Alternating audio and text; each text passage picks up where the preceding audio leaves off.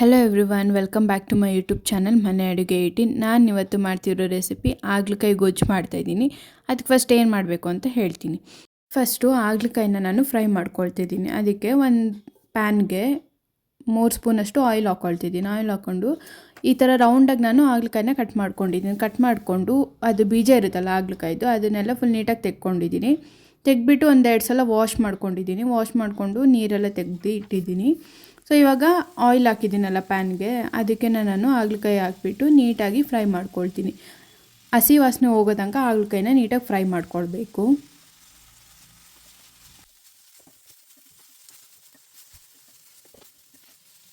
Next ಒಂದು ಮಿಕ್ಸಿಗೆ 1 ಕಪ್ಪಷ್ಟು ಹುರಿದಿರೋ ಕಡಲೆ ಬೀಜ ಮತ್ತು ಹುರಿದಿರೋದು ಬಿಳಿ ಎಳ್ಳನ್ನ ಹಾಕ್ಕೊಂಡು ಇವಾಗ ಗ್ರೈಂಡ್ ಮಾಡ್ಕೊಳ್ತೀನಿ. ನೀರೇನು ಹಾಕ್ಕೊಳ್ಬಾರ್ದು, ಹಾಗೆ ನೀಟಾಗಿ ರುಬ್ಕೊಂಡ್ರೆ ಸಾಕು ಸಣ್ಣದಾಗಿ. ನೆಕ್ಸ್ಟ್ ಇವಾಗ ಗೊಜ್ಜು ಮಾಡ್ಕೊಳ್ಳೋಕೆ ಏನೇನು ಬೇಕು ಅಂತ ಹೇಳ್ತೀನಿ. ಸಾಸಿವೆ, ಜೀರಿಗೆ, ಕರ್ಬೇವಿನ ಸೊಪ್ಪು ಮತ್ತು ಹೆಚ್ಚಿರೋ ಬೆಳ್ಳುಳ್ಳಿ, ನೆಕ್ಸ್ಟು 1 ಕಪ್ಪಷ್ಟು ಈರುಳ್ಳಿ ಮತ್ತು ಟೊಮ್ಯಾಟೊ ತೊಗೊಂಡಿದ್ದೀನಿ, ಅರಿಶಿನ ಪುಡಿ, ನೆಕ್ಸ್ಟು ಧನಿಯಾ ಪುಡಿ, ಖಾರ ಪುಡಿ 1 ಸ್ಪೂನು, ನೆಕ್ಸ್ಟು ಉಪ್ಪು 1 ಸ್ಪೂನ್ ತೊಗೊಳ್ತಿದ್ದೀನಿ. ನೆಕ್ಸ್ಟು ಆವಾಗಲೇ ಫ್ರೈ ಮಾಡ್ಕೊಂಡಿದ್ನಲ್ಲ ಹಾಗಲಕಾಯಿನ, ಅದನ್ನು ತೊಗೊಂಡಿದ್ದೀನಿ. ನೆಕ್ಸ್ಟು ಹುಣಸೆಹಣ್ಣಿನ ರಸ ಸ್ವಲ್ಪ, ಜಾಸ್ತಿ ಏನು ಬೇಡ. ನೆಕ್ಸ್ಟು ಬಿಳಿ ಬೆಲ್ಲ ಅರ್ಧ ಕಪ್ಪು, ನೆಕ್ಸ್ಟ್ ಆವಾಗಲೇ ಪುಡಿ ಮಾಡ್ಕೊಂಡಲ್ಲ ಕಡಲೆಬೀಜ ಮತ್ತು ಎಳ್ಳು ಅದು. ನೆಕ್ಸ್ಟು ಅರ್ಧ ಕಪ್ಪಷ್ಟು ಕೊತ್ತಂಬರಿ ಸೊಪ್ಪನ್ನ ತೊಗೊಂಡಿದ್ದೀನಿ.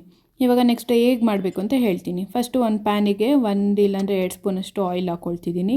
ಆಯಿಲ್ ಹಾಕ್ಕೊಂಡು ಸಾಸಿವೆ, ಜೀರಿಗೆ, ಕರ್ಬೇವಿನ ಸೊಪ್ಪು ಮತ್ತು ಬೆಳ್ಳುಳ್ಳಿನ ಹಾಕ್ಕೊಂಡು ಫ್ರೈ ಮಾಡ್ಕೊಳ್ತೀನಿ ಫಸ್ಟು. ನೆಕ್ಸ್ಟು 1 ಕಪ್ಪಷ್ಟು ಈರುಳ್ಳಿ ಹಾಕ್ಕೊಳ್ತಿದ್ದೀನಿ. ಈರುಳ್ಳಿ ಹಾಕ್ಕೊಂಡು ಸೇಮ್ ಮತ್ತೆ ಫ್ರೈ ಮಾಡ್ಕೊಳ್ತಿದ್ದೀನಿ. ಇವಾಗ ಟೊಮೊಟೊ ಹಾಕ್ಕೊಳ್ತೀನಿ ನಾನು. ಇದೆರಡನ್ನೂ ನೀಟಾಗಿ ಫ್ರೈ ಮಾಡ್ಕೊಳ್ಬೇಕು.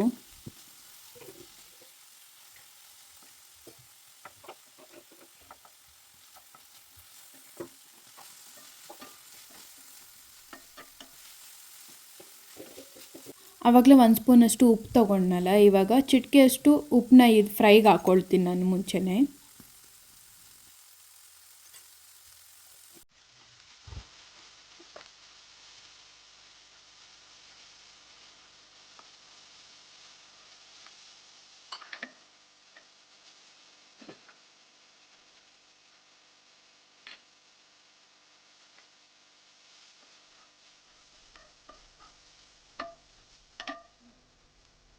ಇವಾಗ ಖಾರ ಪುಡಿ, ಧನಿಯಾ ಪುಡಿ, ನೆಕ್ಸ್ಟು ಅರಿಶಿನ ಪುಡಿ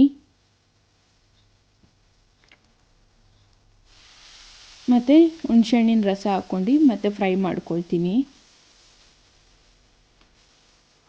ಫ್ರೈ ಮಾಡ್ಕೊಂಡ್ಮೇಲೆ ಆವಾಗಲೇ ಹಾಗಲಕಾಯಿನ ಎತ್ತಿಟ್ಕೊಂಡಿದ್ವಲ್ಲ ಫ್ರೈ ಮಾಡಿಕೊಂಡು, ಅದನ್ನು ಇವಾಗಲೇ ಹಾಕ್ತಿದ್ದೀನಿ ನಾನು. ಹಾಕ್ಬಿಟ್ಟು ಒಂದು ಸಲ ನೀಟಾಗಿ ಮಿಕ್ಸ್ ಮಾಡ್ಕೊಳ್ಬೇಕು.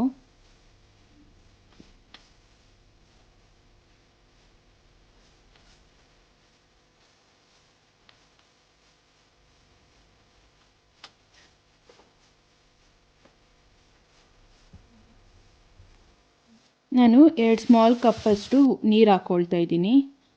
ಚಿಕ್ಕದು ಕಪ್ ಯೂಸ್ ಮಾಡ್ತಿದ್ದೀನಿ ನಾನು. ನೆಕ್ಸ್ಟು ಉಪ್ಪನ್ನ ಫುಲ್ ಹಾಕ್ಕೊಳ್ತೀನಿ ಇವಾಗಲೇ. ಹಾಕ್ಕೊಂಡ್ಬಿಟ್ಟು ನೀಟಾಗಿ ಮಿಕ್ಸ್ ಮಾಡಿಬಿಟ್ಟು ಇವಾಗ ಲಿಡ್ನ ಕ್ಲೋಸ್ ಮಾಡಿ ನಾನು ಕುದಿಯೋಕ್ಕೆ ಬಿಡ್ತೀನಿ. ಕುದ್ದಾದಮೇಲೆ ಇವಾಗ ಒಂದು ಸಲ ಮಿಕ್ಸ್ ಮಾಡಿಕೊಂಡು ಆವಾಗಲೇ ಪೌಡರ್ ಮಾಡ್ಕೊಂಡಿದ್ವಲ್ಲ ಅದನ್ನು ಹಾಕ್ತೀನಿ. ಇವಾಗ ಹಾಕ್ಬಿಟ್ಟು ಮತ್ತೆ ನೀಟಾಗಿ ಮಿಕ್ಸ್ ಮಾಡ್ಕೊಳ್ಬೇಕು. ಯಾಕಂದರೆ ಅದರಲ್ಲಿ ಗಂಟು ಇದೆಯಲ್ಲ, ಅದೇನು ಇರಬಾರ್ದು. ಸೊ ನೀಟಾಗಿ ಮಿಕ್ಸ್ ಮಾಡ್ಕೊಳ್ಬೇಕು ಒಂದು ಸಲ.